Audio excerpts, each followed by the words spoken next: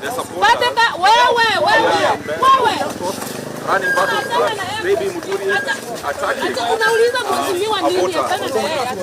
That is what is happening in Mbeere North. Mbeere North is tense and heavily policed today, with election officials and security agencies trying to contain chaos fears as voters in Kenya watch dramatic scenes of voter bribery and citizen backlash unfolding in Malava. They've come here to attack very peaceful lawyers who are preparing to vote in their next member of parliament to replace Malulu Njendi. And we want to tell the IG of police, the police are being used as a tool of violence against citizens of Kenya. Mbeere North, a quiet constituency in Embu County, wakes up under the shadow of uncertainty. What should be a simple democratic exercise has turned into a high-stakes shutdown, with accusations of voter intimidation, bribery, and looming violence echoing from Malava to the rocking plains of Mbeere. The Mbeere North by-election is more than just a local vote. It is a litmus test for Kenya's promise of credible, peaceful polls. Rival parties from the ruling United Democratic Alliance (UDA) to opposition outfits like Democratic Congress Party or DCP have invested heavily in the race, trying into national narratives of development, justice, and political power. Si tutaibika? Ni aibu si aibu? Kwa sababu tunasema Kasongo akwende. Ameharibu nchi, ameumiza sisi watu ya Mlima Kenya.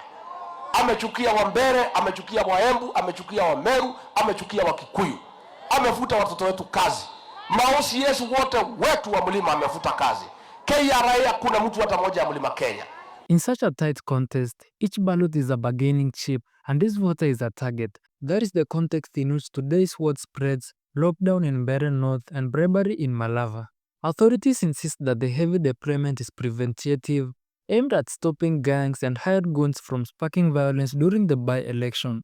2 officers have been assigned to every polling station, with additional rapid response teams on standby in the constituency. But for many residents, the word lockdown evokes fear. Memories of previous clashes, threats, and intimidation resurface as people wonder whether security is protecting them or monitoring them. Weeks before this day, opposition leaders sounded the alarm. They claimed that shadowy groups, protected by powerful figures, were being used to terrorize residents, scare away rival supporters, and tilt the playing field. And we want to tell the IG of police, the police are being used as a tool of violence against citizens of Kenya. And they are working in cahoots with known goons. Despite calls for arrest and prosecutions, many of these named in these allegations are yet to face any serious legal actions, fueling suspicion that the system itself may be compromised. Hundreds of kilometers away in Malava constituency, another mini poll reveals the darker side of Kenya's elections. Here, anger spills into the open as residents chase down an individual they believe is a bribery agent, paying voters to swing the outcome.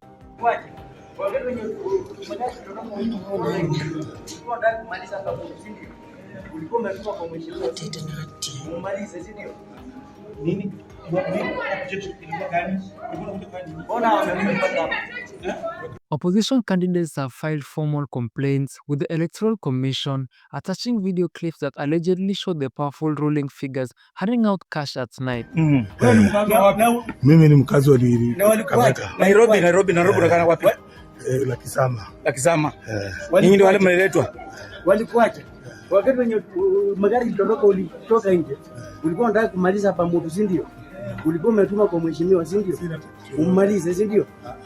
The accused politicians deny everything, calling the claims propaganda from rivals who fear defeat. The scenes from Malava send shockwaves through constituencies like Mbeere North, where voters, activists, and observers are already on edge. If bribery can be exposed in one mini poll, residents wonder what might be unfolding in the shadows of their own villages. Social media amplifies everything. Within minutes, videos jump from local WhatsApp groups to national timelines, turning isolated incidents into symbols of a system many feel is stopped against ordinary citizens. To the people of Mbeere, the word development has long been weaponized.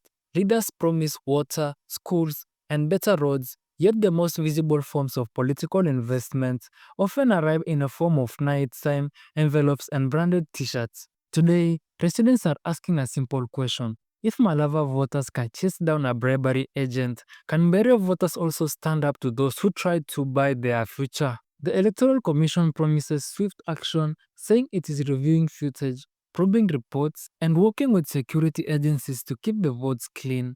Anti-corruption officials and civil society monitors join the chorus, demanding accountability from all parties, not just their opponents. Yet, on the streets of Mbeere, faith in institutions is fragile.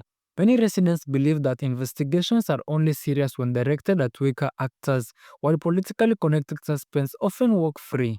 As darkness descends, surveillance tightens.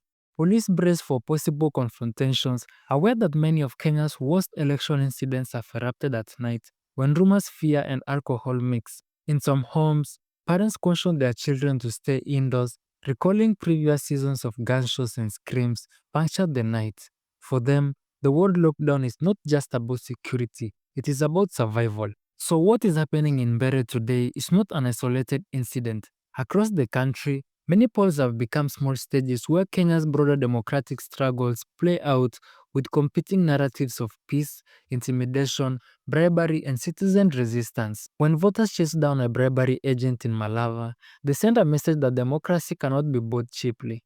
When Mbeere North goes into a security lockdown, it raises a different question. Can democracy thrive when fear patrols the streets more visibly than hope? In the end, Mbeere's fate will not be sealed by security deployments or carefully worded press statements alone. It will be decided in the hearts and minds of its people, those who must choose whether to trade their vote for short-term gain or insist on leaders who respect the law and their dignity. From the rocky fields of Mbeere North to the crowded streets of Malava, one truth echoes. Democracy is safest when citizens refuse to be spectators. They stand at crossroads today, under the lockdown and under watch, but also under the power of their own voice.